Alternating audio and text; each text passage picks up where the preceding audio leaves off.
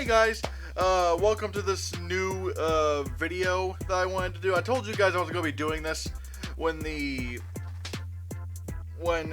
I announced the nominees for the Nerdy Movie Awards. And basically what this is, it's sort of like a retrospective, like looking back on the history of the Nerdy Movie Awards, talking about some of the things I'm really proud of, some of the things I really regret, all that kind of stuff. Now, I will say, some of the things I absolutely am proud of and are extremely grateful for are the numerous amount of people who have, who have presented some awards over the years. Because if you've been here since the beginning of the Nerdy Movie Awards, you'll see that, I've had people like E.G. Daily, who you might know as the voice actress who played Buttercup on the Powerpuff Girls, or Tommy Pickles from Rugrats. Like, she's a very, very talented voice actress. Quite a few years I've had Debbie Derryberry, who's the voice of Jimmy Neutron, to do some, to present some awards. I've gotten, John Bailey, the Honest Trailers voice. Sean Chandler Talks About, got him on here.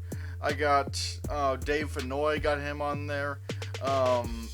14-time Emmy-winning cartoon creator and writer Tom Ruger.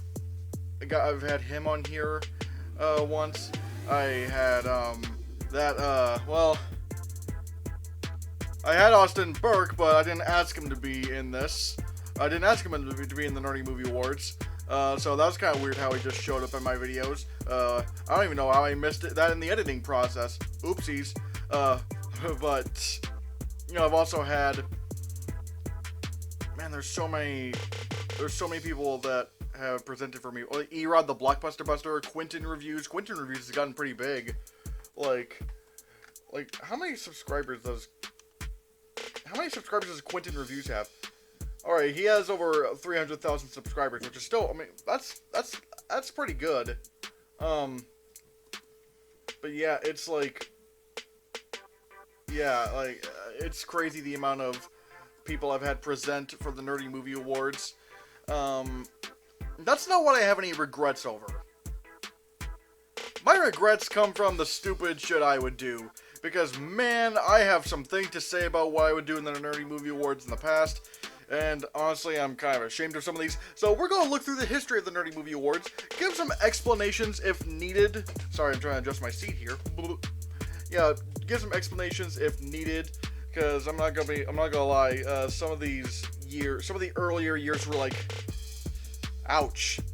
For example, let's go to 2014, which, okay, well, technically the award ceremony was in 2015, but it was honoring the stuff in 2014. You know how award shows work, I assume.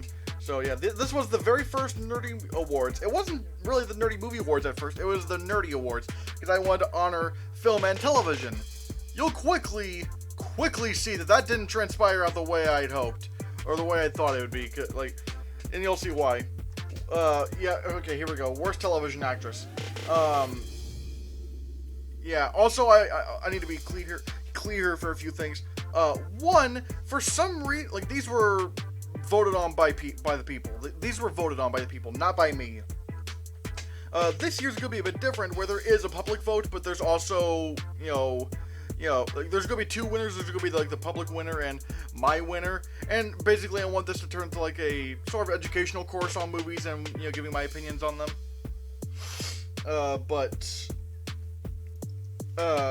Oh yeah, also, back then, for some reason, I didn't want anybody to know that I made up the nominees. Like, I was the one that nominated everything, but everyone else voted on it. I have no idea why I tried to hide the fact that I nominated these. I have no idea. It's not like this is any professional thing. It's just some stupid thing I was doing as a teenager. So I can't really explain that, but yeah, here's, like, worst television actress, the Kardashians from Keeping Up the Kardashians. You'll quickly see that, I also say this, you'll see this especially once we get higher up there. I didn't watch some of the nominees before I voted on them. I only, like, And which is not how you're supposed to do an award show. When you're doing an award show or voting on an award show, you make sure you see everything before you nominate or vote. Or at least see as much as you can, and don't nominate or vote on things you haven't seen. Because that's not good. That's not how you should do things.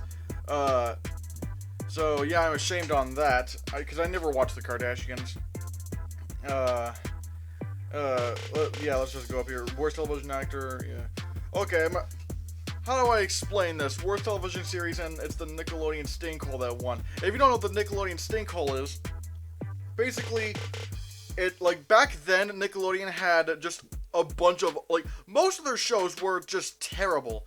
I was too scared to put in Fairly OddParents and SpongeBob SquarePants, because, trust me, those shows became unbearable in their later years. I think Fairly OddParents has actually died at this point, but SpongeBob's still going strong, and the TV show has just become awful, in my opinion. The new movie actually looks pretty good, which is kind of weird. I wasn't expecting that, but no, but the TV show now is just garbage. So, but yeah, I don't know why I clumped them all together in one category. Or, I mean, in one nomination. I could have just picked 5 Nickelodeon shows and I would have done enough. Let's see. Oh, yeah. Treehouse Masters. Okay, here's the reason why I nominated Treehouse Masters, and it's not a good reason. In fact, it's a really stupid reason. I nominated Treehouse Masters because it was on Animal Planet, even though it had nothing to do with animals. Because that's exactly how you should judge art. Look, was it stupid that it was on Animal Planet and yet it had nothing to do with animals? Yeah, that was stupid.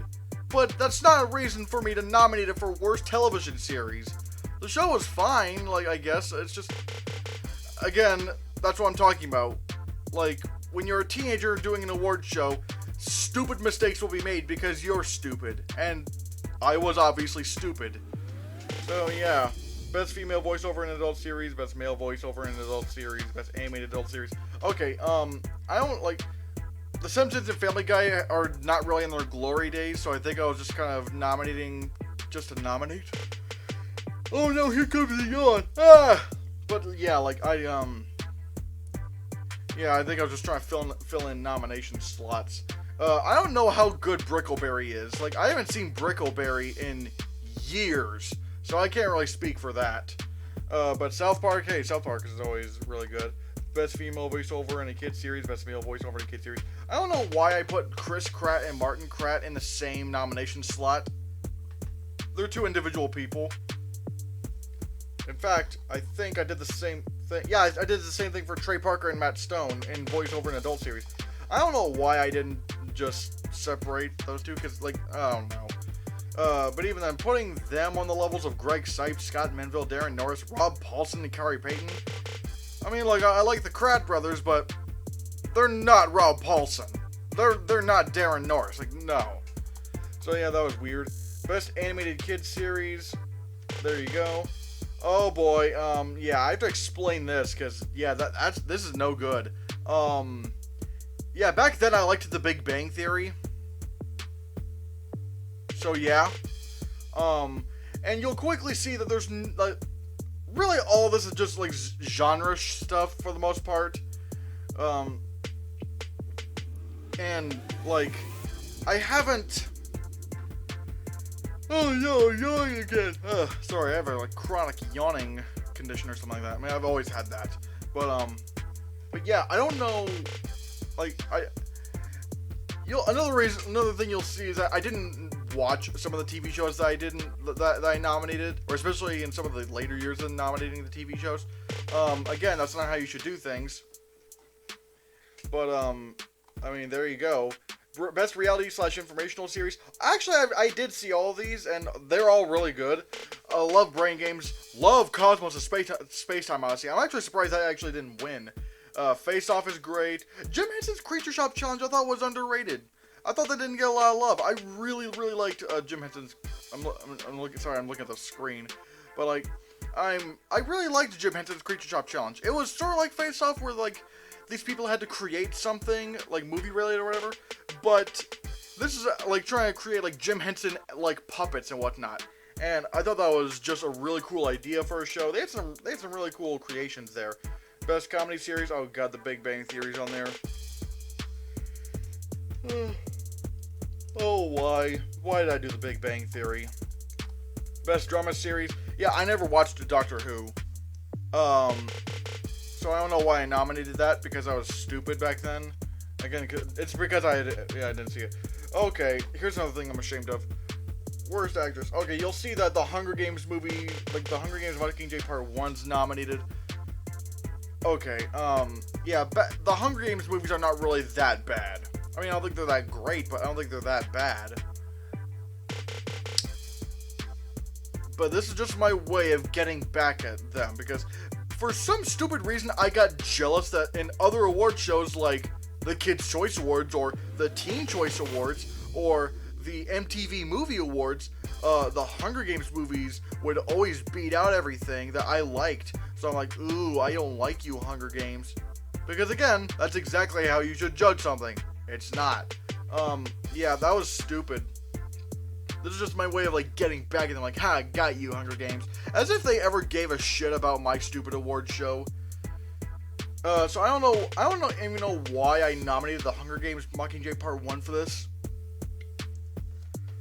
And yet completely missed out on, like Kirk Cameron's Saving Christmas or Left Behind, which are way worse movies than Hunger Games Mockingjay Part 1. I don't even know why I didn't nominate Blended. Blended, I should have nominated Blended for this, because Blended's fucking terrible. I have no regrets over The Legend of Hercules. Legend of Hercules actually does suck. It's like really awful. But yeah, anyways, Best Original Song, pretty good nominees. Although I will say Shell Shocked, I'm like, wow, Shell Shocked from Teenage Mutant Ninja Turtles. That's pretty much my generation's Go Ninja, Go Ninja Go, where it was badass when we first saw it, or we first listened to it. And my friends were like, yeah, that's cool. Man, that song is really corny. It starts off badass, like, that's my hands, I hold them down forever. But us against the world, we can battle whoever. Boom. There ain't no way we ever gonna fail. You know I got your back, just like a turtle shell. Like, that was cool. Like, there's like 3 different rappers doing this song. Wiz Khalifa was, I think, the middle one. I don't know who the other 2 were. I think one of them was it Eazy-E? Maybe not, I don't know. The first part of the song is awesome. Second one's like, okay. Then the last part of the song is like, wait, what? Was he even speaking? Like, what's this guy even rapping about? It has like, I don't know. They should have just gotten the guy who did the first part of the song just do the entire Shell Shocked song. But Everything Is Awesome won. I would have picked Glory. I would have picked Glory from Selma to win. Best Music. Honestly, pretty good nominees, although maybe I'd replace X-Men Days to Future Past with... man, who... I don't know. But Godzilla has some great music. Guardians of the Galaxy, the soundtrack has some really good music. Interstellar would have been my choice to win. The Theory of Everything had a really good score. I will say, if you're wondering why I separated best soundtrack and best score, is because like I feel like those are 2 different elements of music, and I wanted to kind of honor those separately. But you know, Guardians of the Galaxy won, so yeah. Also, if there's another regret I have, it's once again to the upper categories. Like I nominated Guardians of the Galaxy for Best Picture. I loved Guardians of the Galaxy when I first saw it.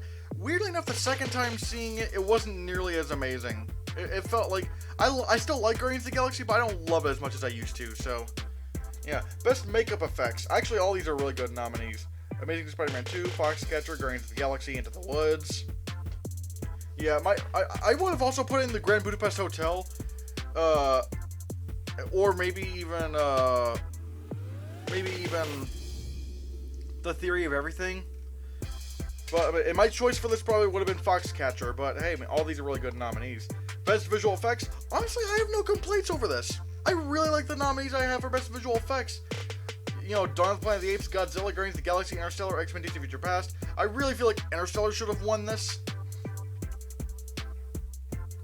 But I mean, like, again, keep in mind, these were teenagers around my age voting on this, so really they don't know anything about visual effects or anything.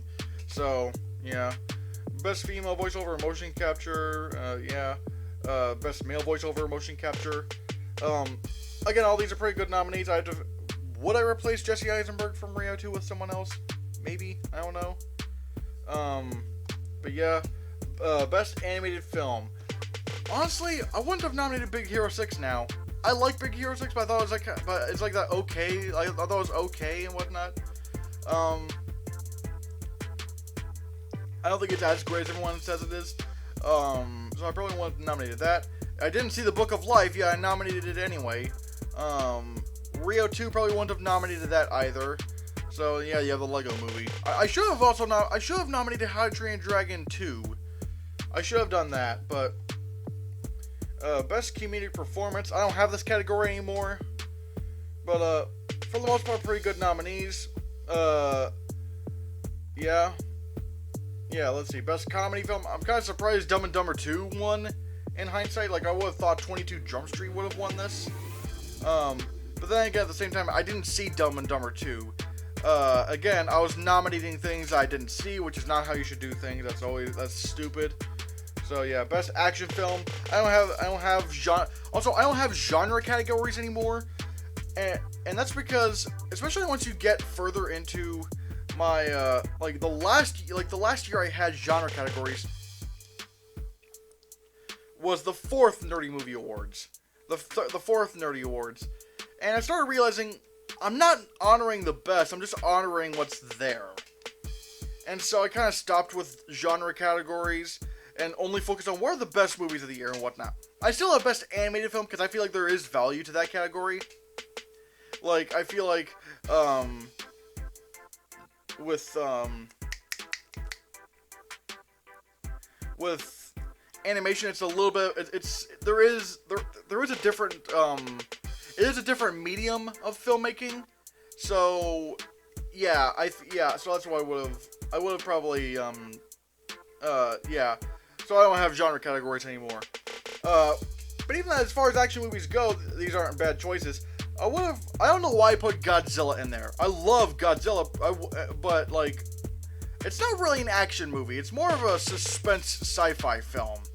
I mean, now the MonsterVerse movies are action movies, like Kong Skull Island and Godzilla King of the Monsters. But that first Godzilla was more of a suspense sci-fi film, like suspense thriller or whatnot. You'll also see that Captain America: The Winter Soldier isn't on here, because back then I didn't really care much for Captain America: The Winter Soldier. I don't know why. I love the movie now. It's one of my favorite MCU movies. It's one of my favorite comic book movies. But yeah, back then I just didn't really I didn't like the movie all that much. I maybe wouldn't have nominated Guardians of the Galaxy, even though I don't do genre categories anymore. So whatever. Shit, I'm still yawning. Regardless. Best villain. Not bad categories. I would have put in the Winter Soldier from Captain America: The Winter Soldier. I would have also put in the Babadook from the Babadook. Probably. Okay, I will say this: when it comes to Jamie Foxx in The Amazing Spider-Man 2, I still think when Jamie Foxx is Electro, when he's actually Electro, he's awesome. But I mean, but before he became Electro, when he was like nerdy, really nerdy guy, yeah, that was really cringeworthy.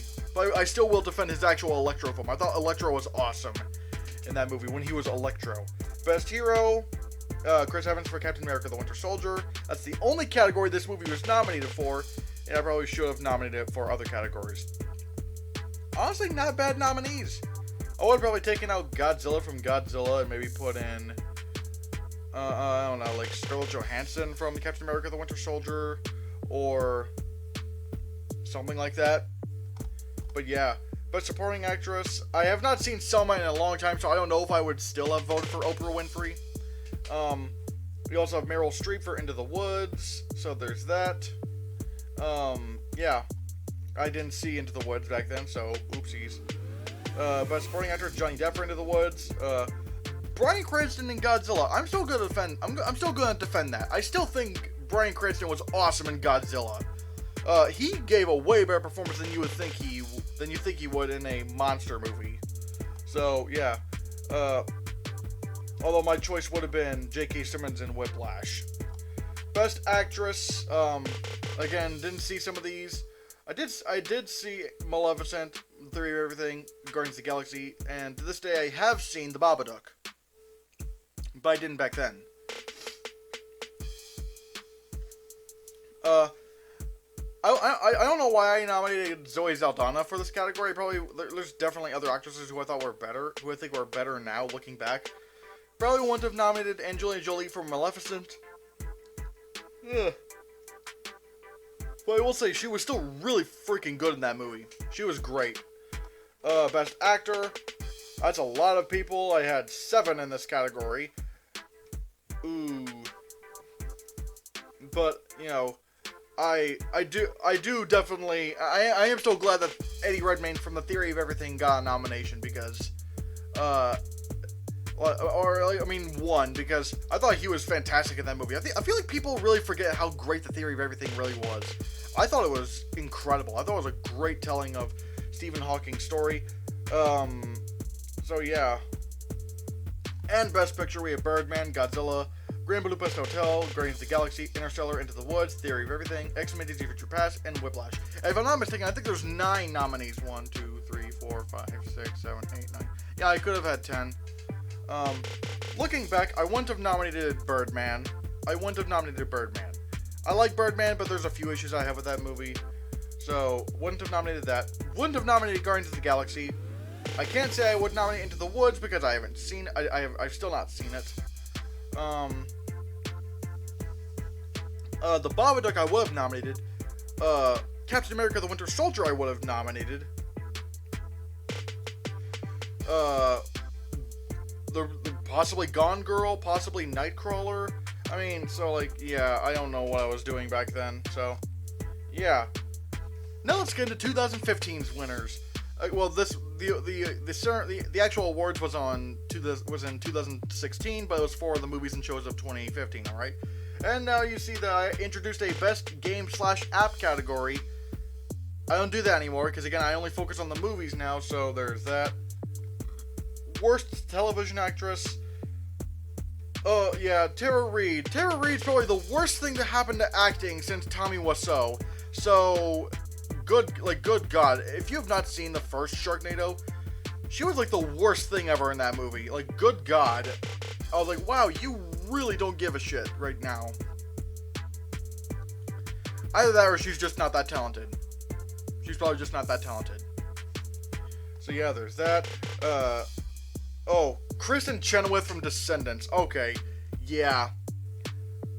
I have no regrets over that because remember how I said, remember when I was saying, I thought Angelina Jolie was perfect casting as Maleficent? Well then, who's the worst possible casting choice you could have for Maleficent? Kristen Chenoweth. Like, come on. Her as Maleficent? That's like one of the worst casting choices I've ever seen in my life. Good God. She's so spunky and like, yeah, like, that's not Maleficent. I mean, granted, yeah, this is a comedy, but it's not funny. So it's like, ugh, God. Worst television actor, Ross Lynch won 2 years in a row, although I've heard he actually did a pretty damn good performance in My Friend Dahmer, where he played a young Jeffrey Dahmer. I've heard people were pretty surprised at how good of a performance he gave in that movie, which I do want to see that movie and see if wow, maybe the material he was given with was actually just awful and he's maybe not that bad of an actor. Who knows? Worst television movie. I especially could not keep up with this category because holy shit, there's so many, because nowadays now with streaming services like Netflix and Hulu and Amazon Prime, anything shitty can be dumped on Netflix or Amazon or Hulu or something like that. Anything shitty can be dumped onto those. So that's especially why I stopped doing this category, and why in the Nerdy Movie Awards, I only count theatrical releases. Like, even if it had, like, a small release in theaters, I only count the theatrical releases, because any shitty TV movie can be dumped on a streaming service. However, if you put your movie in a theater, that means you had some level of confidence at some point. So yeah, I really could not keep up with this. Worst animated series, worst television series, so yeah, best female voiceover. Oh, Family Guy. Yeah, Family Guy's not that great. Teenage Mutant Ninja Turtles. Television actor. Yeah, I was just doing genre stuff back then. Reality informational series. So yeah, there's that. Like 60 repeats of everything. That was a really good show. I wonder, like that went away too soon. Impractical Jokers is great. Oh yeah, okay. Now let's get to the movie categories. Worst actress. Okay, you'll see that Kristen Stewart from American Ultra and Taylor Lautner won in Tracers for worst actress and worst actor, respectively.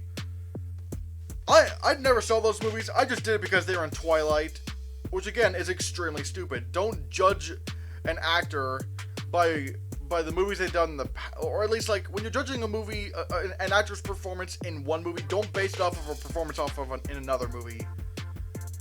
And so yeah, I just did that specifically because they were from Twilight. It's stupid. I don't know why I did that. So yeah, again, sorry about that. 50 Shades, like, also you also realize I didn't do worst actor and worst actress or any of the other. The only worst of category I have is worst picture, and that's because I just can't keep up with all that. And plus, like, you know, it's hard to explain, but I just rather just honor the worst movies of the year instead of just going individually and whatnot. Worst picture: Alvin Chipmunk's The Road Trip, 50 Shades of Grey, Hunger Games: Mockingjay Part 2, and Sergeant: The Longest Ride. I should have had War Room in there. I should have had Gem and the Holograms in there. So yeah, I don't know why I didn't do that. Best Original Song. Honestly, all these, well, okay. Okay, See You Again from Fury 7. That's a great song. Writings on the Wall from Spectre. Yep, there's that. Game On from Pixels. I still, like, regardless if you hate that movie, that's a pretty sweet song. I would have taken out You Work For Me in favor of Manta Ray from, was it Racing Extinction? If you haven't heard the song Manta Ray from the movie Racing Extinction, look that song up and listen to it. Oh god, that will rip your heartstrings out, and it'll make you feel shitty for being a human being. It's a great song. Best music. Let's see. We have Avengers: Age of Ultron, Creed, It Follows, Pixels, and Star Wars: The Force Awakens. I should have nominated Mad Max Fury Road for this. Like, and that would be my choice to win. Mad Max Fury Road was so freaking good. Maybe Pixels, maybe not, I don't know. Avengers: Age of Ultron, maybe not, I don't know. It Follows had some really good music. Star Wars: The Force Awakens had some really good music, as always. Hateful Eight had some really good music. Creed has some awesome music, look up Lord Knows from Creed, or yeah, look up Lord Knows. It's part of the soundtrack of the movie. Oh my god, the song in there and the music that goes along with it, it's so good. I love that so much. Trying to think of what else there was. I can't really think. But yeah, like, overall not a bad category. Again, I really should have put in Mad Max Fury Road. And even then, maybe not Age of Ultron. Probably shouldn't have put Age of Ultron in there. So yeah, whatever. Best makeup effects. Honestly, also some really good nominees.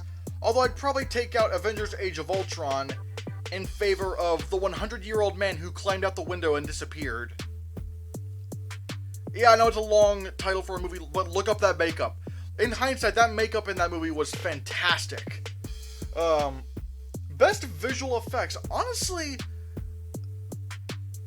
again, not far from what I would do now. We have Chappie, Mad Max Fury Road, The Martian, The Revenant, Star Wars The Force Awakens. This year was so close when it came to visual effects. Like, the visual effects all in that year were so good. I still think Chappie has some of the most underrated visual effects ever. Like, Chappie the robot looked unbelievable. Like, aside from Ex Machina, which I came out the same year, ironically enough, Chappie is probably one of the most realistic robots I've seen in any movie. CGI robots. And again, I'd probably take out The Martian in favor of Ex Machina.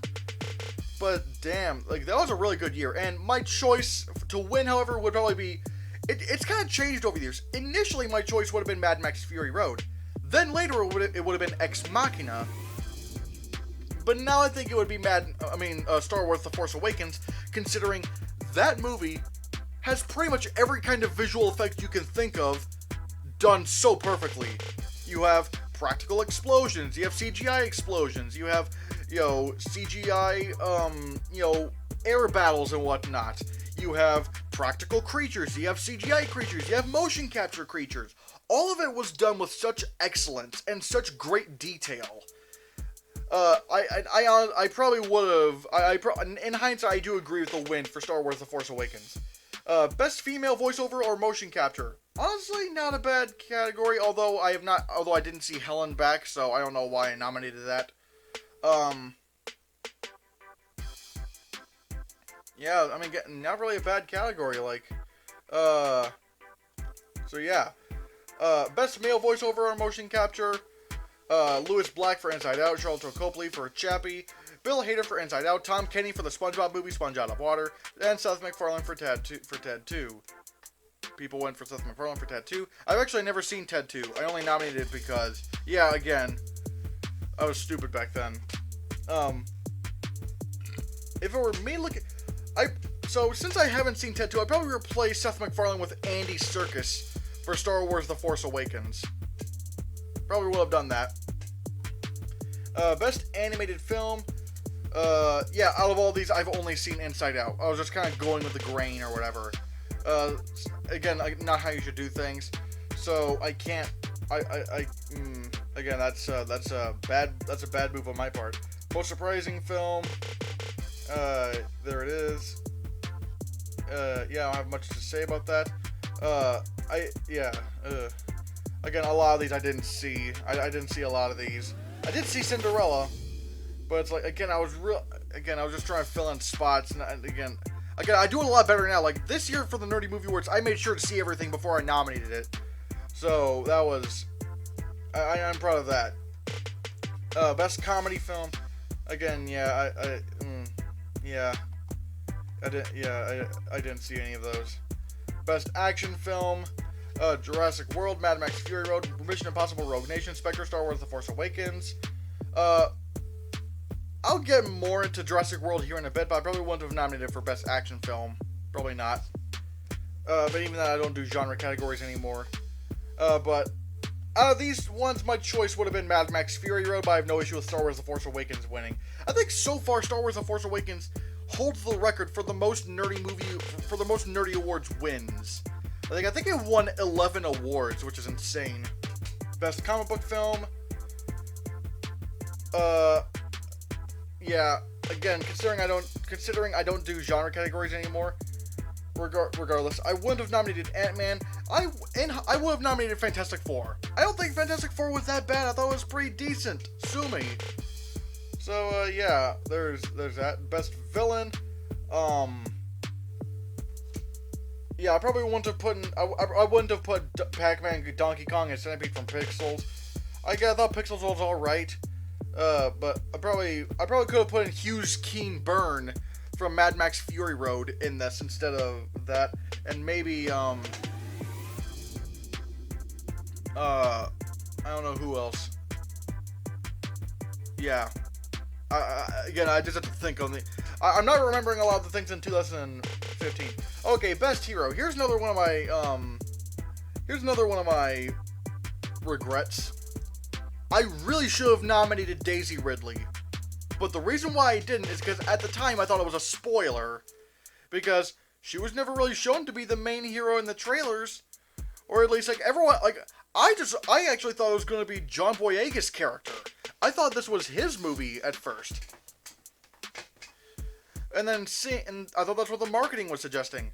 But, no, it was actually, Ray's movie. So I would have nominated her instead of, like, maybe I would have taken out Paul Bettany from Avengers Age of Ultron and put her in there. I also probably should have put in Chris Evans for Avengers Age of Ultron, so whatever. Best Supporting Actress. In hindsight, probably not. I probably shouldn't have nominated Carrie Fisher. Not that she wasn't good, but I don't know about Academy Award I don't know about awards level good. Same thing with Harrison Ford for Star Wars: The Force Awakens. Would have probably voted, like, probably had somebody else instead. So yeah, again, I didn't see a lot of movies that year, so yeah. Best Actress, maybe Daisy Ridley. Maybe consider her, although I'd probably, yeah, Lily James for Cinderella, Scarlett Johansson for Avengers Age of Ultron, probably could have picked somebody else. So yeah. Best Actor, probably would have taken out John Boyega for Star Wars: The Force Awakens, and maybe put in, like, who would I have put in? Like, I don't know. But, yeah, Leonardo DiCaprio won, so there's that. Best Director, honestly, not that, like, wouldn't really change that much. Again, maybe switch out Steven Spielberg with Quentin Tarantino for, The Hateful Eight, maybe, I don't know.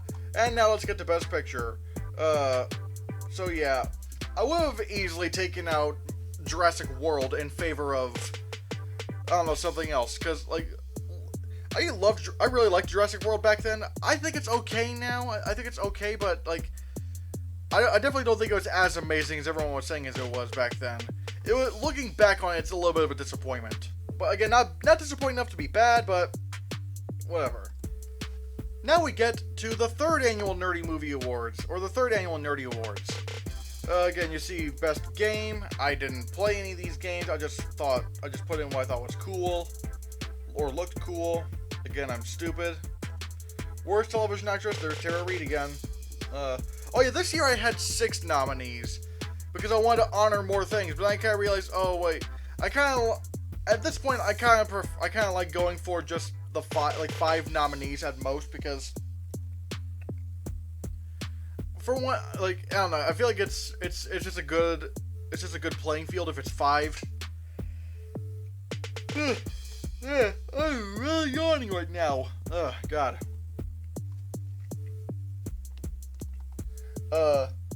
Yeah, worst television actor, worst animated series. This is where I finally nominated Fairly Odd Parents, because it just became too unbearable at that point. Although I probably should have still nominated SpongeBob. But again, people would have thought I was nominating Fairly Odd Parents or SpongeBob because, like, you know, because the episodes that we grew up on, they would have thought I was talking about that. But no, I was talking about the current seasons, which people don't really respond to, and that's one of the reasons why I went towards just movies, because, I mean, a movie only comes out once. Okay, yeah, well, except for re-releases, but you know what I mean. Worst television series or movie, so yeah, The Force Awakens, oof. Best female voiceover in an adult series. Best male voiceover in an adult series. Best animated adult series. If I'm not mistaken, I don't think Rick and Morty had any new episodes in 2016. Why'd I do that? I don't know. That was kind of dumb. Oh yeah, I also had The Lion Guard in a few categories. Let's see. I really liked The Lion Guard back then. It's still decent now, although, however, I've been trying to watch a few episodes of Season 3, and man, Season 3 is off to a really bad start.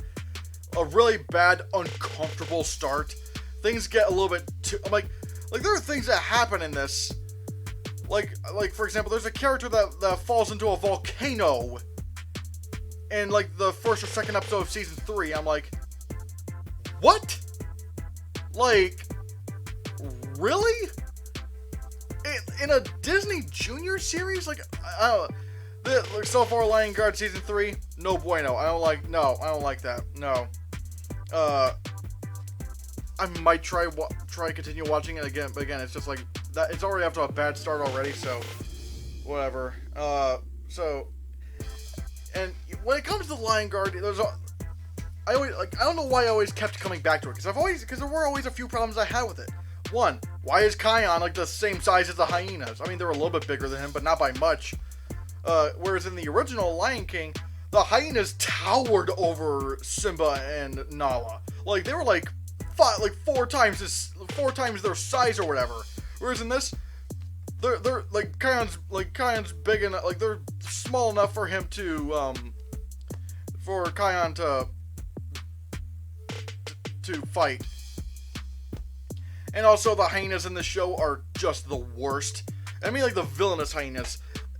Like, cause like they're really over the top stupid, and what worked about the Lion King was that they weren't. Yeah, they were stupid, but they had some level of common sense, or I mean, except for Ed. But I don't know what it was, but they balanced it out well. Whereas this, they were just goofy and stupid and whatnot, which is not intimidating. It's like anybody can defeat a stupid person, but what makes a hero really cool is if they can defeat someone who's smart. And they have done that in the show sometimes. Like, there was this one what was it? Like, was it no, it was a leopard. Was his name Bedelia? I don't know if Bedelia was the one voiced by Jack McBrayer or not, or if, I don't know if it was the one voiced by Jack McBrayer or if it was the villainous one. If it was the villainous one, then Bedelia was a really cool villain because he could have, like, he actually had a lot of common sense. He was smart. He was cold, calculated. I was like, wow, why isn't he the main villain here? Why do we have these stupid fucking hyenas? So yeah, there's that. And also, the music and songs in The Lion Guard are so forgettable. Which is ironic because The Lion King has some of the most memorable songs in any movie, in my opinion. But for some reason in The Lion Guard, these songs are just so bland, forgettable, and it's just like, ugh, God, kill me now. Fun fact, the guy who plays Ono, the what was it, Oxpecker? I think no, he's not Oxpecker. Whatever, this character right here, this guy, he's the same guy who played the kid who called Will Smith an asshole in the beginning of Hancock. Yeah, this kid. He's like, Hancock! Bad guys? It's like, that's the same guy. I'm like, holy God, like I didn't even realize that. Like, oh God, that was so it was kind of funny to see that. Yeah. Yeah. Again, I'm kind of mixed on The Lion Guard. I think what made me keep coming back to it was that the main characters were kind of you know, were fun to watch. It's like they were like, yeah, like these are cool characters. At least the main characters were, and they did have some cool dilemmas and whatnot. But for some reason, season 3 is just kind of going in the toilet right now. So yeah, whatever. Yeah, let's continue on. Best television actress, again, I barely saw any of these things. I never saw Stranger Things, never saw Game of Thrones, so I'm just, yeah, this is Making a Murderer. Yeah, again, I didn't see this. I only voted for it because it was, I only nominated it because it was popular, and like everyone was talking about it. I still haven't seen Making a Murderer, so, and apparently hearing some of the things that have come out about the guy, I'm like, oh God, yeah, that, yeah, yeah, that's one of the reasons why I wanted to make this video, like, these kind of clarifying statements, like, look, I was being a stupid kid back then, like, whatever. So yeah, Impractical Jokers, you know, drama series, comic series, work. Oh boy, yep, here we go. Worst actress. Alright, I think another reason why I stopped the worst of acting categories is because, like, you know, yeah, it's kind of funny to see Tyler Perry being nominated for worst actress, but he's not really an actress. He's, I don't know why. But regardless, Tyler Perry is, like, the Medea movies are fucking terrible. Worst actor. So yeah, there's that.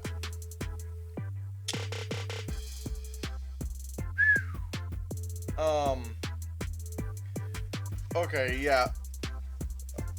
Okay, ironically, I don't have a lot of regrets here. I actually don't. God's Not Dead 2 was awful. Hillary's America was awful. Norm of the North was awful. Is there anything else I could have nominated in there? I'm not sure. I might be forgetting some. But in case you don't know what Hillary's America, The Secret History of the Democratic Party is, it's basically a movie that tries to target... It's like a really, really hardcore, far-right leaning documentary that tries to expose the Democrats for the racists they are, and really, their arguments are so... The arguments in this movie are so stupid. And I'm not even registered as a Democrat. I did actually recently register to vote for the first time. Adult people who just turned 18 years old, or whatever the voting age limit is, register to vote. Yeah, because election's coming up soon. I'm not getting really... I'm not trying to get political here, but I'm just saying, register to vote, kids. Or adults, whatever. You know what I mean. So yeah, I'm not even registered as a Democrat. This movie is just the worst. Like, it's just like... And there are plenty of things you can criticize both Democrats and Republicans on. But the arguments that this movie tries to make against Democrats are so stupid. And it's like, you're doing... Like, for example, this one black woman in the movie says, I was once a Democrat, but once I... found out that the Democrats were for slavery, then I had to be a Republican. I'm like, lady, yes, back then the Democrats were for slavery and the Republicans were for abolishing slavery. But it's not like that anymore. Like, ever since Nixon, like, the parties have kind of switched. And, because, again, if you want to bring up fucking slavery or fucking, history and whatnot or whatever, guess who the Ku Klux Klan supported during the 2016 election? Guess who the Ku Klux Klan endorsed? Sure wasn't the Democratic nominee, I'll tell you that much.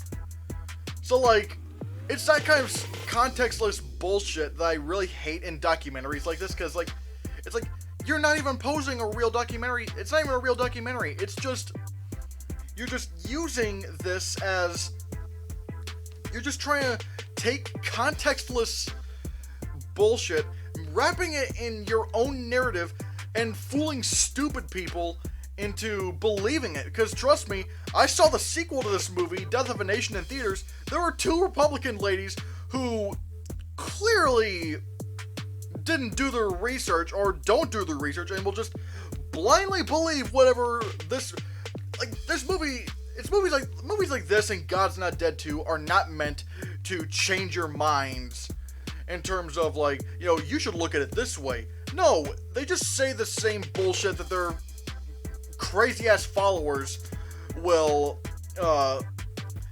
believe. They just say what their audience wants them to say. They don't really mean to change anybody's minds. And it's just stupid. I know I've been rambling on this for way too long, but I just really wanted to give context to why this was nominated and why it won. But yeah, this movie was just the worst. It was just awful. Although I would still, no, yeah, this would be my pick for worst picture. Yeah. I was about to say Norm of the North, but I'm like, no. Best original song. Again, all these are really good. I feel like Just Like Fire from Alice Through the Looking Glass does not get enough love. I mean, say what you love the movie itself, but I thought that song was really good.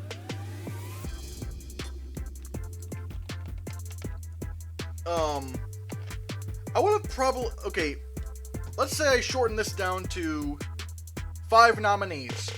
5 nominees. I would keep City of Stars, Drive It Like You Stole It, How Far I'll Go, and Just Like Fire. And the 5th one is actually from neither of these, and I'd probably put in Here's to the Fools Who Dream, or Audition Here's to the Fools Who Dream from La La Land. That's a really good song. I still think Drive It Like You Stole It should have been nominated for the Oscar. Like, should have really been nominated for the Oscar. Best Music. Honestly, not really any complaints. Although I'd probably, replace Sing maybe with something else. Like, Actually, if it's 5 nominees, then okay, I just take out Sing. And I still defend Batman vs. Superman's music. I can't say what you all about the movie itself, but holy shit! That is like maybe the best superhero movie score I've ever heard in my life. It's energized. It's like it's just like, oh god, I love listening to that. There's so many tracks I listen to. You know, Do You Bleed? Or you know, Black versus Blue, or no, it's Black and Blue. I think that's what it was. So many great tracks in Batman v Superman. Although La La Land, yeah, definitely the winner. Oh boy, Ensemble Cast. Yeah, I don't like Sausage Party. I don't. I used to back then, but yeah, that movie was no good. I was like, wow, this movie is kind of bad. It's like Sausage Party tried to. It's like they tried to force in the R rating. It's like my same problem with Hellboy. This movie forces in the R rating by just saying a bunch of curse words. Whereas with Hellboy, they just said a bunch of, they just had a bunch of blood and gore and whatnot. So no, not Sausage Party. I would have, okay, looking back at it now, I would have Captain America Civil War, The Jungle Book, Moonlight,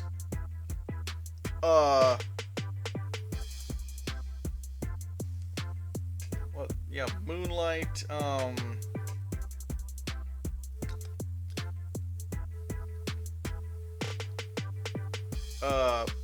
maybe La La Land?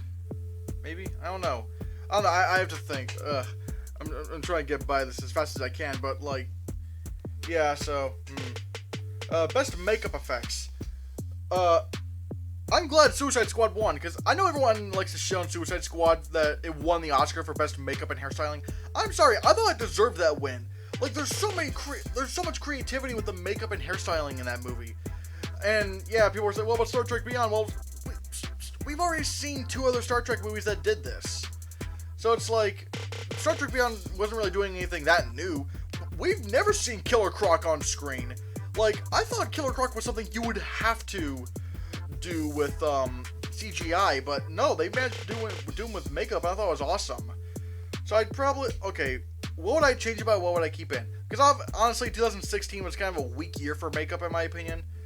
I'd have Deadpool, Star Trek Beyond, Suicide Squad, A Man Called Ovi. I don't know why I would have, probably not Captain America Civil War, probably not X-Men Apocalypse. So yeah, I'm not exactly sure. I don't know what that 5th slot would go into, so yeah.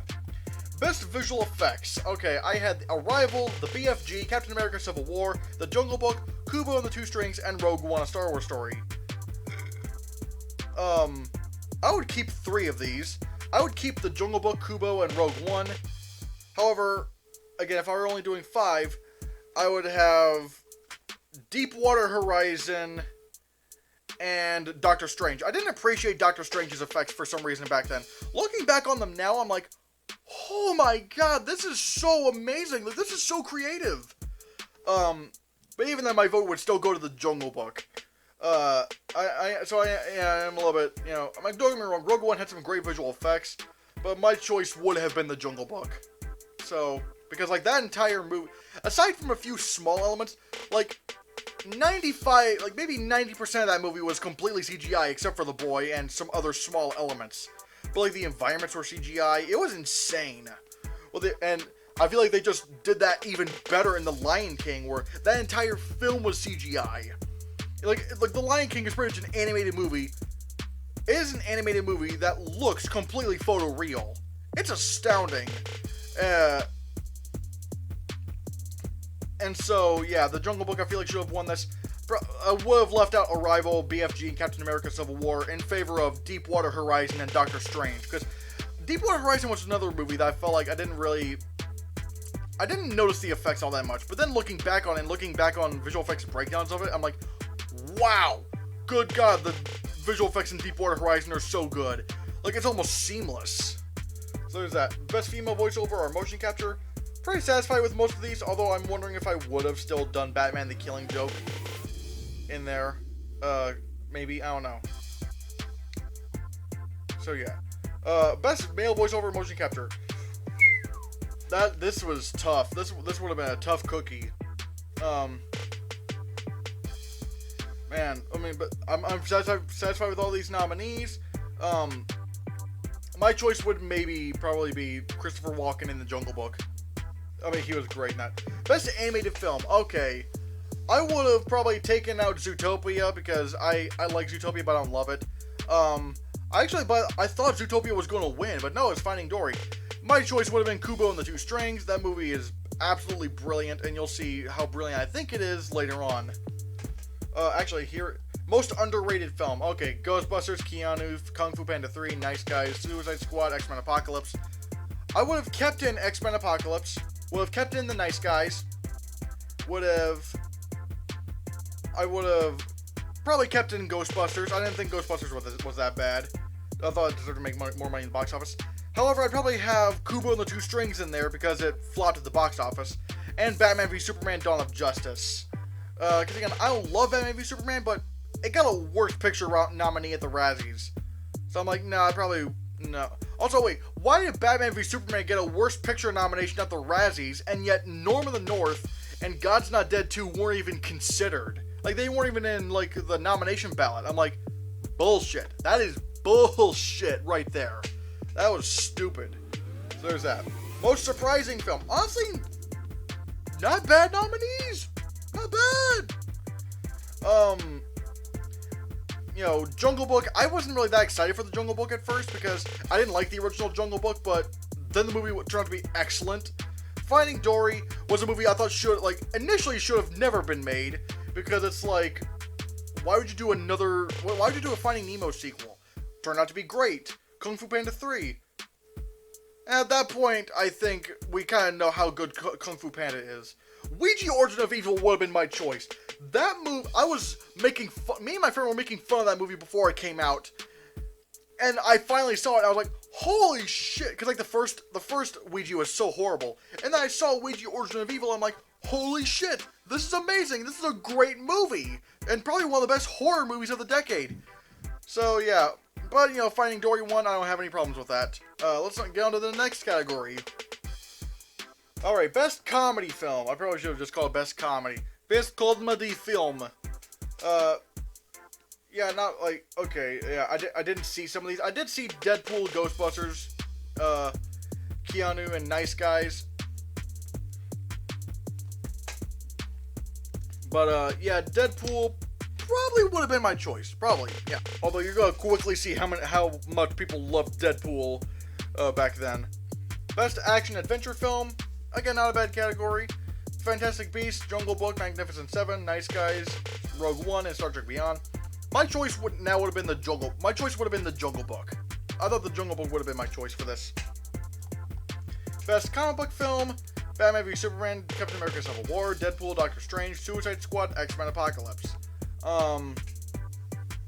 Again, I don't really do those categories anymore, so whatever. My choice would have been Captain America: Civil War, though. I thought Civil War was just excellent on every level. Best Villain. I'm actually surprised Jared Leto won in this. I still think he was a good choice for the Joker. The problem was that they just so underutilized him to the point where it's like, oh god, what are you, like, really? You advertise him so much in the trailers and everything else like that, and he's only in the movie for like 7 minutes? Like, he's not going to leave any kind of impression in just 7 minutes. Like, I still feel like if he was the main villain, and given the kind of depth and whatnot, and attention that stupid Enchantress chick had, then people would have seen Jared Leto as a much better Joker. People would have been, people would have been like, yeah, Jared Leto is cool. Because I just don't think he was that bad. Although, out of all these, it would have been really close between Idris Elba from The Jungle Book and John Goodman for 10 Cloverfield Lane. Idris Elba was like Shere Khan in The Jungle Book is like one of the best Disney villains we've had in recent years, and John Goodman was excellent in 10 Cloverfield Lane. I thought he was a great complex character in that. Best Female Hero, again, not really any things that would really change all that much. So yeah. Best male hero, I probably would have switched out Evan Peters for Captain America. I mean, Evan Peters for X-Men Apocalypse with, like,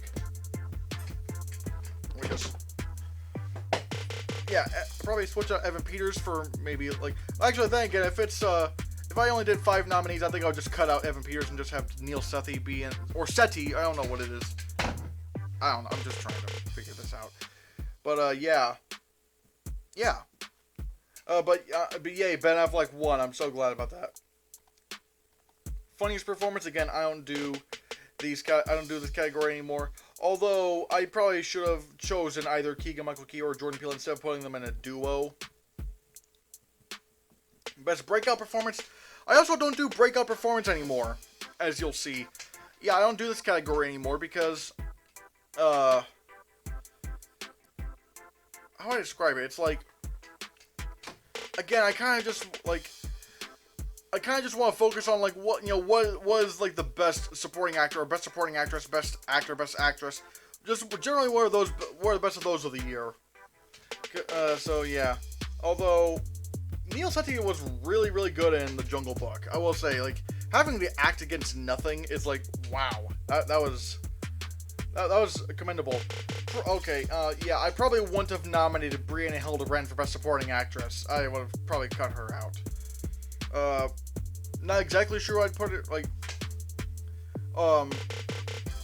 for me, it would have been really close between Viola Davis for Fences and Naomi Harris for Moonlight. Like, Naomi Harris's performance in Moonlight kind of, yeah, she scares me in that movie, because she really reminds me of someone I once knew who was going through that exact same situation. I'm like, But yeah, I was like, man, that's a little bit too scary for me. Like, I knew someone who did exactly that. So yeah, Viola Davis in Fences, however, like, a good God, she's always a powerhouse in whatever she does. So yeah, there's that. Best Supporting Actor. I didn't see Silence, so I don't know how good Yosuke Kubozuka was, or how big of a role he had in that movie. Again, I was just trying to fill in nomination slots. I probably would have also not nominated Michael Fassbender for X-Men Apocalypse, which, weirdly enough, he came pretty close to John Goodman, surprisingly. So I was like, really? Him? Yeah, so, although my choice would probably be Mahershala Ali in Moonlight. Like, that, like, he felt so genuine in that film. Best Actress. Okay, yeah, would not nominate Felicity Jones now. Again, she was pretty good in the movie, but yeah, she was pretty good, but not as good as, say, like, you know, Emma Stone in La La Land. Like, not those kind of levels, so probably not her. Best Actor. Honestly, I don't have any regrets for this. Again, if I were to have 5, I'd probably take out Ryan Gosling from La La Land. And yeah, I would still keep in Ben Affleck from Batman v Superman. Yeah. I thought Ben Affleck in Batman vs. Superman, I think, is one of the most underrated performances of all time. Holy God, he was awesome in that movie. Like, he was badass, he was aggressive. I thought he was just fantastic. So yeah, and Best Director.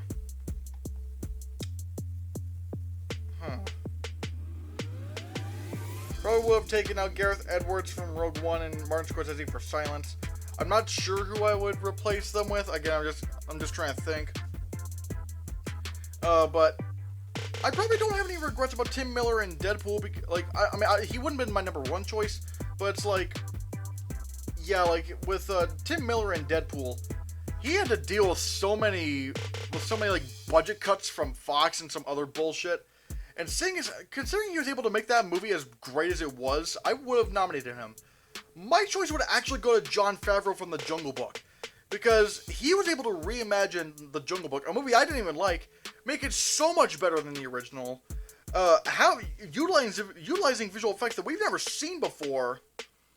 And every time I watch The Jungle Book, it just for some reason just gets better. It just gets better every time I see it. I just fell in love with The Jungle Book. I just love this movie so much. I think he's one of the big standouts in terms of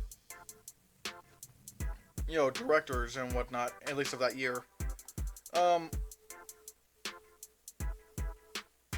I don't have any. Yeah, again, I don't really have any. I don't really have any regrets over Best Picture. My choice from this. Oh wait, I just realized.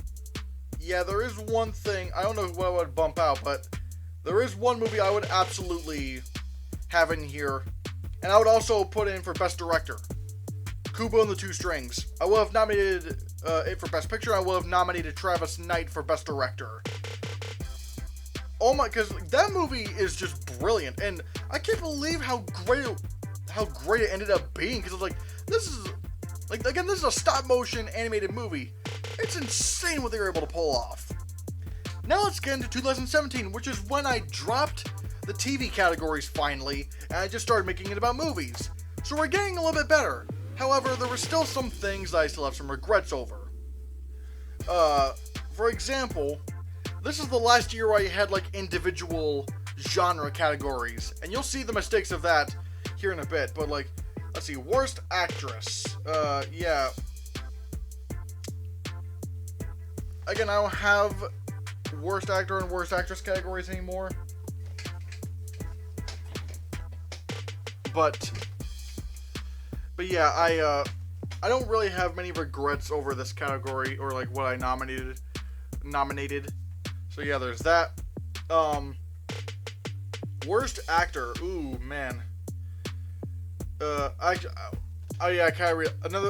oopsie on my part. I didn't see Where's the Money. I just kind of nominated Logan Paul for Worst Actor because this is around the same time he did that stinky thing with the Japanese forest. I'm like, Again, that's not how you should do award shows. You shouldn't base someone's performance on how they are personally or what they've done in real life. So yeah, don't do what I did. That was dumb. Again, although for the most part, not good. Like, yeah. Worst Picture. You'll see Boo 2, Medea, Halloween, Diary of a Wimpy Kid, The Long Haul, 50 Shades Darker, The Nut Job 2, Nutty by Nature, and Resident Evil: The Final Chapter. You might be wondering why the Emoji Movie isn't on here. Probably wouldn't have nominated it, to be honest. Like, the Emoji Movie was pretty terrible, but can I honestly say it was worse than Boo 2 and Medea Halloween? Best Original Song. No regrets over this. All these nominees I'd probably still nominate. My choice for this, however, would have been From Now On from The Greatest Showman, where it's like, from now on, these lights are... whatever it was. Like, that was a really cool song, and the choreography for that dance number was awesome. Like, if you want to see a song that'll, like, lift your spirits, it's like, yeah, I love that song. Best Music. This is kind of, like, this is also the last year where I had best score, like, where I just had best music and no best score or best soundtrack. This is the last time where those two were combined together. And I probably would have replaced, looking back on it, I'd probably replace it with Star Wars The Last Jedi. Oh, and I'll get to Star Wars The Last Jedi here in a bit, because there's a lot of things I kind of missed out on when it came to this. Best Stunt Work. I don't do stunt work anymore. The reason why I don't do best stunt work anymore, or best stunt choreography or anything like that, is because it's so hard these days to tell what's a really impressive stunt and what's not. Because a lot of these are assisted by CGI nowadays, and some that I think aren't assisted by CGI, or at least things that I think are heavily CGI'd. Like, for example, Wonder Woman apparently had some really cool stunts, but I couldn't tell because they CGI'd the face of Gal Gadot, and that just made me subconsciously think, oh, the entire thing's CGI.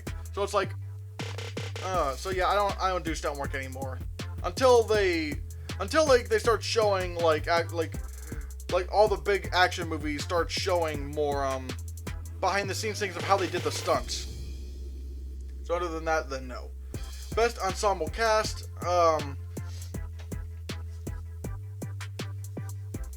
I'd probably keep Murder on the Orient Express and Star Wars The Last Jedi. However, I would definitely keep in, however, I'd probably put in Get Out, and I'd definitely put in 3 Billboards Outside Ebbing, Missouri. So yeah, I don't know what else I would put in there. I don't know, I have to think. But, yeah. I would have some changes to Best Ensemble Cast. Best Makeup Effects. I would have probably replaced Logan with I, Tonya. I'd probably replace Logan with I, Tonya. And my choice for this would probably be Darkest Hour. Darkest Hour I thought had some, like, turning Gary Oldman into Winston Churchill, I thought was amazing, like how they did that. Best Visual Effects. I might still stand by this, except for, I don't know. Let's see, we have Blade Runner 2049, The Shape of Water, Star Wars The Last Jedi, Valerian, The City of a Thousand Planets, and War for the Planet of the Apes. Blade Runner 2049 would have been my choice to win, so that's cool.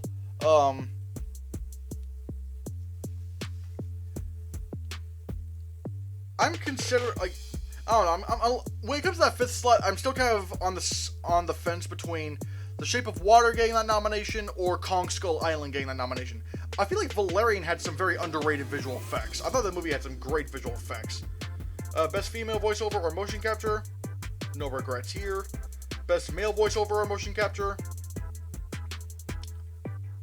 I would have probably replaced Ed Helms from Captain Underpants with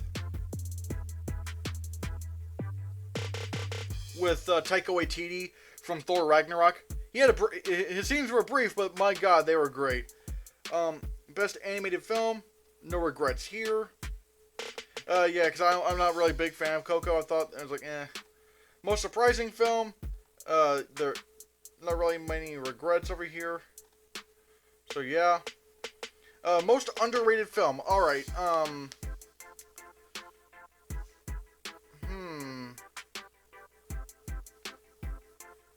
Let's see, Blade Runner 2049, definitely. Ghost in the Shell, probably, yeah. King Arthur, Legend of the Sword, probably, yeah. My Little Pony, the movie, yeah. I'm not a brony, I just thought it was a good movie. I didn't think, like, I just think it was a good movie, so I'm not really a brony or anything like that, but I'm not saying that as a bad thing towards bronies. If you're a brony, cool. If you're not, cool. I don't care. It's like, you like what you like. Whatever. Yeah. Back then, I thought Justice League was, like, great. I thought it was like, wow, Justice League is fantastic. Looking back on it, I still liked it. I think it's okay, but there's still quite a few, I've noticed quite a few problems upon rewatching it. It's not as amazing as I thought it was back then.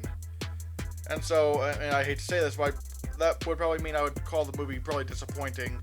Not disappointing enough to be bad, but considering it was my second most anticipated movie of the year, then yeah. Most overrated film.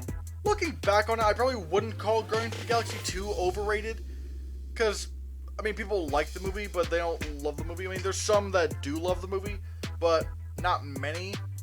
And the reason why I put The Boss Baby in there, because, like, I've always wondered, like, why people would call the Lion King remake overrated, because how can you call a movie overrated if it got bad reviews? Like, that doesn't make any sense to me. Because, like, regardless of how much you hate the Lion King, you can't really call it overrated because everyone else already hated it. Someone like me can call the movie, can say the movie's underrated. I think the Lion King is underrated because everyone else hated it. So it's like, really? But the one exception to that I'll make is in the case of The Boss Babies, because the reason why I nominated The Boss Baby for most overrated film, and even though it didn't get very good reviews, is because it got nominated for Best Animated Feature at the Oscars. So that's the one exception I'll make, is that if, like, the Oscars honored it, even though it got bad reviews, and it's not for a technical category like Best Visual Effects or whatever, no, if it's like for like Best Picture or, you know, Best Animated Feature or something like that, like where it's praising the film itself, then yeah, you could probably consider The Boss Baby overrated. I mean, because yeah, why did The Boss Baby get a nomination over Lego Batman 2?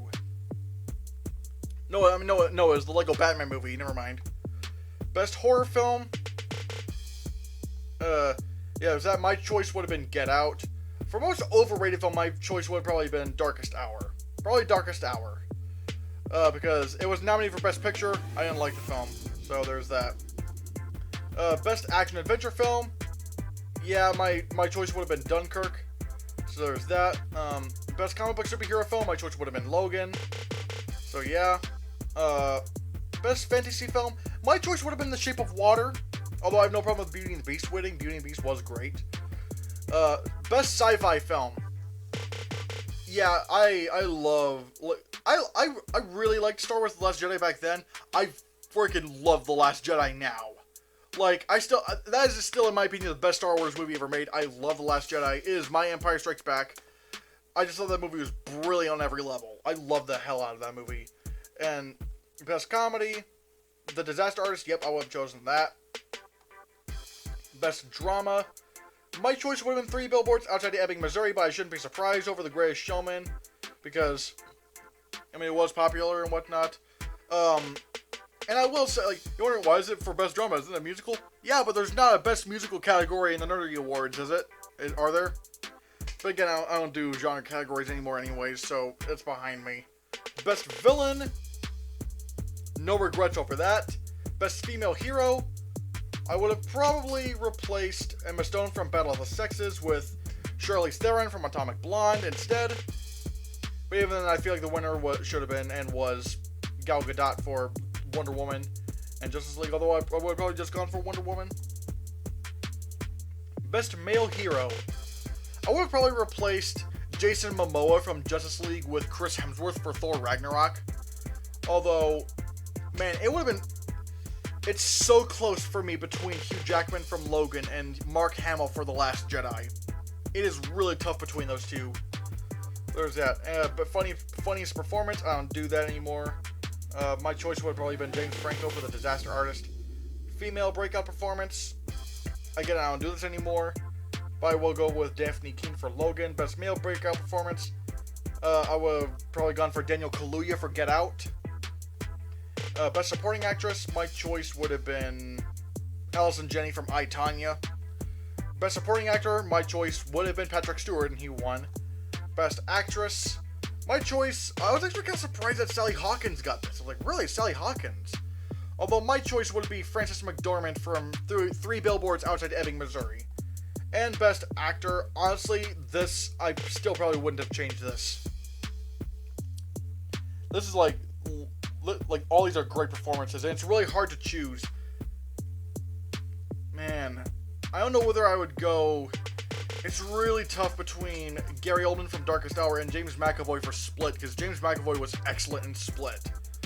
Best screenplay, again, nowadays I do adapted and original because I feel like there is a bit of a difference between the two. But if it's just this, my choice would have been 3 Billboards Outside of Ebbing, Missouri. I do think Get Out is a better movie overall, but as for the screenplay, I would have chosen 3 Billboards Outside of Ebbing, Missouri, because when you look at the script for Get Out, it was a little bit different from the original. Or I mean, it's a little bit different from how you see it in the movie, so... Yeah. Best Director, my choice would have actually been, you know what? If there's one person I would slip out of this, it would be Denis Villeneuve from Blade Runner 349 and instead put in Rian Johnson for The Last Jedi. I don't care. My opinion. Mine. But my choice even then, even if he was nominated, my choice would still be Christopher Nolan for Dunkirk, because I don't know how the fuck you make a movie like that.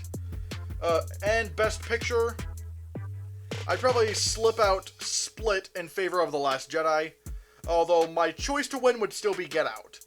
And here we are. This is the final year in the Nerdy Movie Awards up until now. And then after this I'll discuss the nominees and whatnot of this year.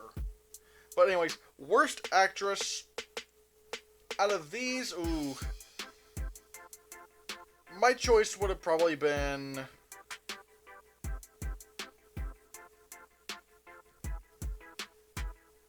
Man, it's tough. I haven't seen 12 Pole Manor in a long time. And again, I hate shitting on 12 Pole Manor because the director, I met him, he's nice. But damn it, that movie was terrible. Again, you could probably find it on... It actually is on Amazon Prime. It used to be just 12 Pole, but then out of nowhere, the poster was changed and the title was changed from 12 Pole to 12 Pole Manor. I'm not like, I know what, like... So now it's 12 Pole Manor, and so there's that. Worst actor, how can you not have Tommy Wiseau win?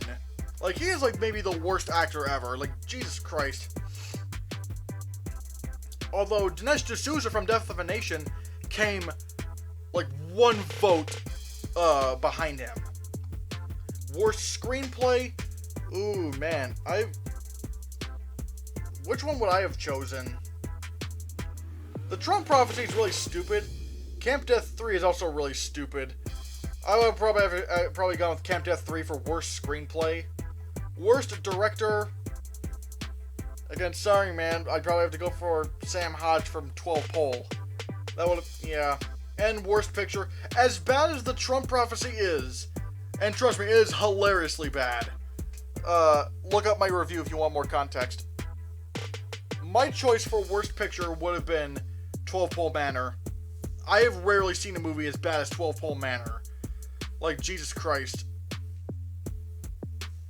That was a special year for bad movies. So yeah, most of these people didn't even hear of. So there's that. Best original song. I'm wondering, like, this was a really hard category to nominate because I still think what I put in when a cowboy trades his spurs for wings in this category. Because I really love that song, but all these other songs are really good as well. Maybe, maybe not, although even at that, my choice would still probably be The Place Where the Lost Things Go from Mary Poppins Returns. I thought it was a really beautiful song. Best original score, my choice would be First Man. Although I have no issue with Black Panther having the win, because Black Panther had a great score. Best soundtrack, my choice would have been, for best soundtrack, Bohemian Rhapsody. Bohemian Rhapsody would have been my choice for this. Best sound, I now separate that to sound editing and sound mixing. Sound editing is pretty much best sound effects, and best sound mixing is pretty much like how well is the overall sound mixed well together. So that's the thing. For my choice for this, it'd probably be A Quiet Place. So yeah. Best stunt choreography, I don't do stunt categories anymore because it's too hard to judge. For me, it would be Mission Impossible Fallout. Best visual effects. If any one of these would have won, I would have been fine with that. Unlike this year, with the Oscars, if the Lion King didn't win, I still think that's bullshit. But with that year, I would have been fine if any one of these would have won. My choice would have been Infinity War, but all these movies have great visual effects. So there's that. Best makeup effects. Again, I wouldn't really change anything here. Yeah. And Vice would have been my choice too. Best costume design, my choice would have been Black Panther. So there's that. Yep. Best production design, Ready Player One surprised me. I was like, wow, that won. Although my choice would have been still Black Panther. Best film editing, I would have actually taken out a couple of these. Like, I probably would have replaced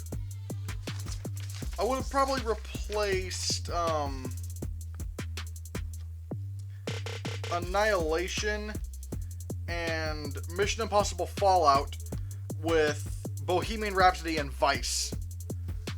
I know everyone likes to shit on Bohemian Rhapsody winning Best Film Editing, but I'm sorry, like, I thought Bohemian Rhapsody had some pretty damn great film editing. I thought it did. I thought it had great film editing. Although, even then, my choice would still probably be Hereditary. Because Hereditary's editing was just like, ugh. Cinematography, Roma won. Maybe would have gone with Hereditary. Maybe Roma. I don't know. So, who knows? So, yeah. Best female voiceover or motion capture. Not really any regrets here. My choice would probably also be Haley Steinfeld for Spider-Verse. Best male voiceover or motion capture. I'd probably replace, Craig T. Nelson from Incredibles 2, and instead put in Shameik Moore from Spider-Man Into the Spider-Verse. Best animated film, no regrets here. I would choose Spider-Verse. Most disappointing film, I'd choose Jurassic World: Fallen Kingdom. Most surprising film, probably Bumblebee. Probably, yep. Most underrated film. Alright. Again, not really any regrets here. Okay, here's the reason why God's Not Dead, A Light in Darkness is on here. In case any of you are new to the channel. For the most part, like, I hate God's Not Dead 1 and I hate God's Not Dead 2. For some reason, God's Not Dead 3 was the one where it was like, oh hey, let's maybe not belittle people of other faiths and whatnot. And it's the one that actually tries to be a real movie. And like, damn, I thought it was actually pretty decent. There are still some bad parts, like yeah, but overall, I thought it was a pretty decent film, so it's like, wow, okay. Yeah, that would have been my choice. But again, all these are really good nominees. Most overrated film. I'm wondering if I would still call Black Panther overrated. Because, like, here's why. Like, it has nothing to do with like, black people or whatever. It has nothing. For me, the biggest issue really the only issue I have with this movie, well, there's actually one tiny issue and one big issue. The tiny issue, which is not really the reason, which is not the reason why it's nominated on here. Like, a tiny issue I have is that, you know, there's a what are those joke. I'm like, really? But also, Black Panther, whenever they have to do CGI on living things, it's like some of the worst modern CGI you will see. Like, and looking at that, it's like, wow, that is garbage. Like, that CGI is garbage. And for me, it, like, you know, if I'm, and, you know, it was nominated for Best Picture at the Oscars. However, for me, when I look at, like, the best films of the year, which ones balanced all that out, like, as best as they could have? Were there any weak links? And for me, Black Panther had a weak link. And it's a pretty important one, considering it's a comic book action movie, and for some reason they couldn't get the visual effects on that right. So that's why I nominated for most overrated film. But even then, it would probably be like my fifth choice. I wouldn't vote for it to win. Like, The Ballad of Buster Scruggs, I was very mixed on. Because there's quite a few good quite a few good segments in this movie.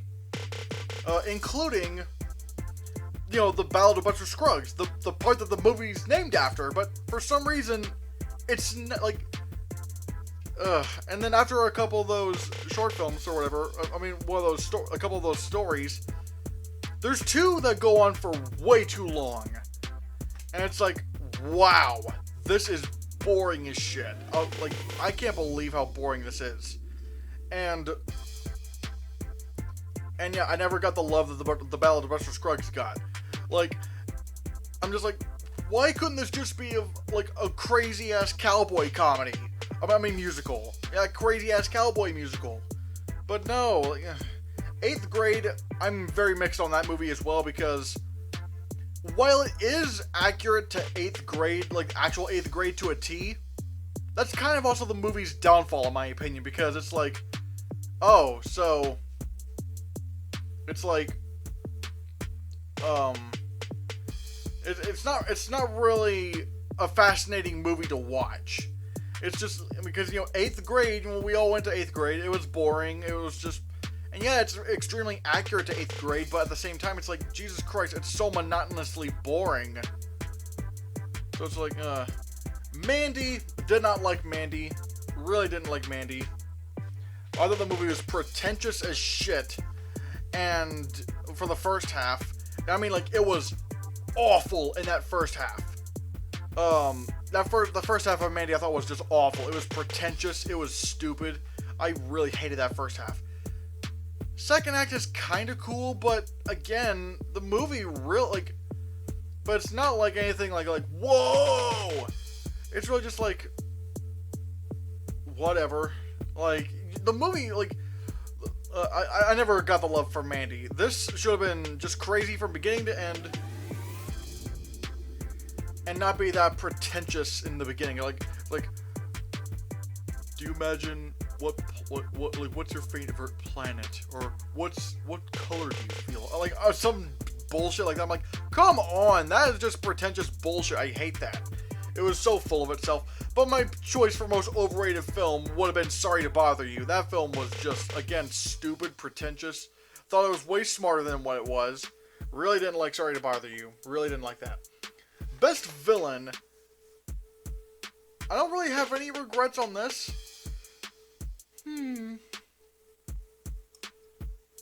Maybe I would have chosen, let me look at this right here. Maybe I would replace Johnny Depp from Fantastic Beasts with Christian Bale in Vice. But I don't know. But Josh Brolin, ooh, but then again, my choice for best villain would have been really close between Josh Brolin and Michael B. Jordan for Black Panther. Like, Michael B. Jordan and I actually recently watched Black Panther the other day. The movie itself actually got a little bit better. The visual effects for the fight scenes or any living things didn't, but like Michael B. Jordan as Killmonger in Black Panther, I thought was just brilliant. It's just a great villain. But Josh Brolin from Avengers Infinity War is also really good too, so it's really hard to say. Best female hero, again, probably good with these nominees. And my choice would probably be Haley Steinfeld for Spider-Man Into the Spider-Verse. Best male hero, yeah, I'd probably keep it the way it is.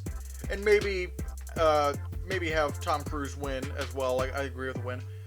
Best female breakout performance. Once again, I don't do breakout performances anymore. But out of all these, I agree with Elsie Fisher. I would have actually given best male breakout performance to Alex Wolff from Hereditary.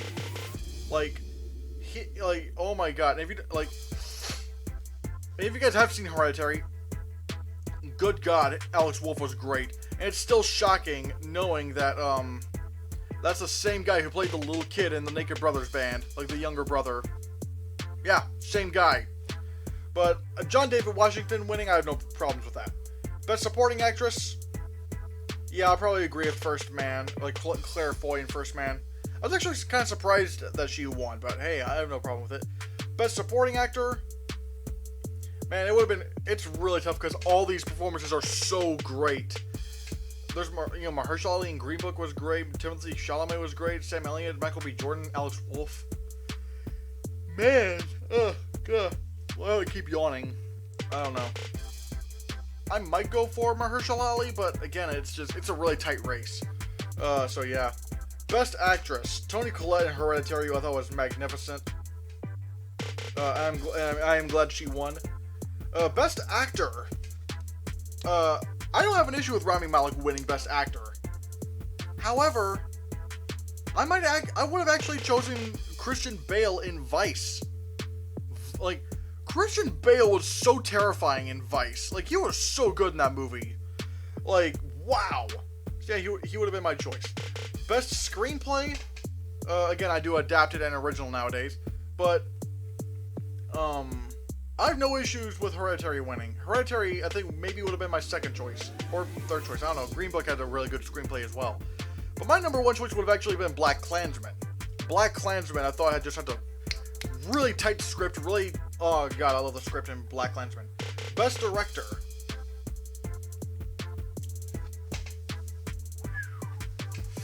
It's tough.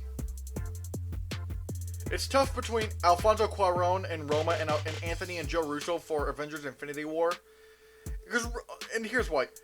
One thing that really impresses me with direction is, like, the technical aspects of directing. Like how they were able to,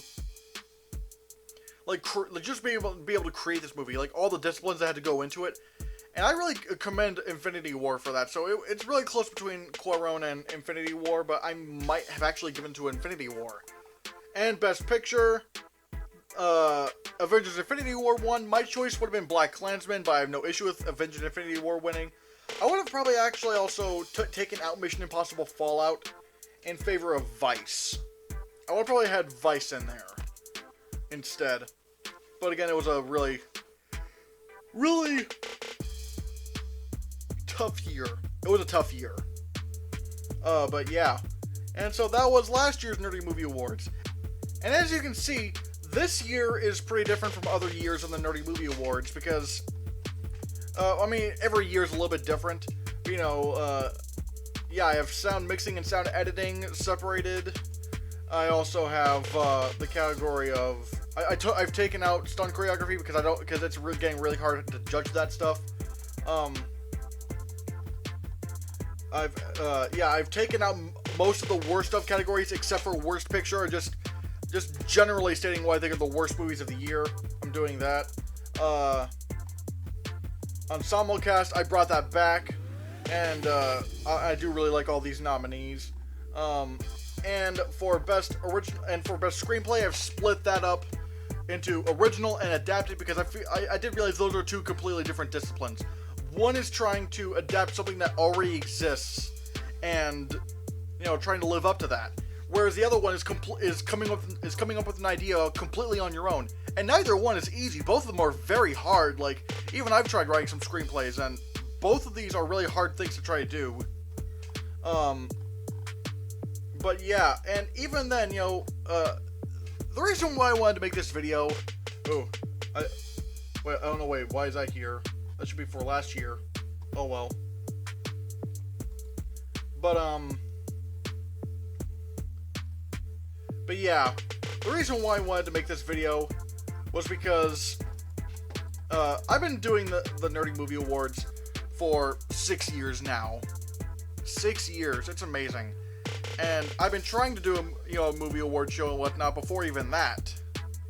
And it actually is kind of...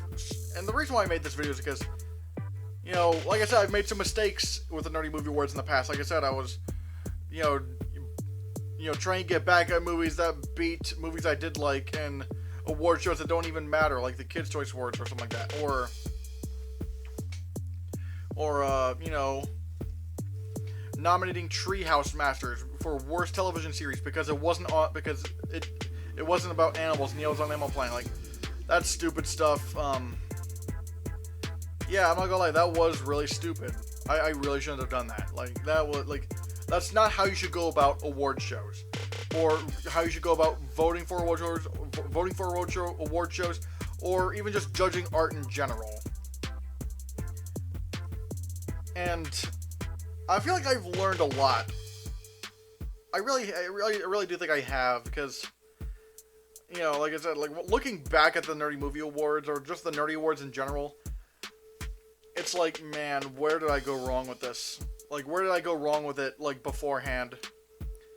But it's also part of life, isn't it? Like, we all make mistakes, and what we do is we try to look back at those mistakes, figure out where we went wrong, and try not to repeat those mistakes again. You know, and I feel like I'm at a good place right now where I can take the Nerdy Movie Awards a little bit more seriously. I mean, I always did try to take it seriously, but take it seriously enough to really evaluate and see everything that's available. At least I can before I do the awards. And it really is crazy. It really is. If I could, you know, change the nominees and what would win, but I could physically do that. And hey, if you want to see some, you know, PDFs or whatever, like PDF ballots, like, I'm not gonna do full videos on I'm not gonna remake the Nerdy Movie Awards again those past years. But if you want me to do like little ballots and make them in PDF form, and so you can download them and whatnot, so you can see what my choices would have been back then, or at least what my choices would have been now, looking back at those years, let me know. But yeah, that's what this really is. This is all just like a retrospective, looking back at the Nerdy Movie Awards, see where I went right, see where I really went wrong and fucked up, and you know, nobody's perfect. Nobody's perfect. Not even me, surprisingly enough. You know, we all do things that are stupid, things that are cringy. But like I said, we make those mistakes so that we don't repeat them and we can better ourselves in the future. And I feel like that's what... I feel like I'm on a good track on doing that with the Nerdy Movie Awards. I'm still probably gonna make some mistakes here and there, but you know, as part of a legacy, I really like this legacy of the Nerdy Movie Awards, even if it's really not perfect at all. I know sometimes it really sucks. I just want to look back at this. It's like 6 years. It's amazing how fast time flies.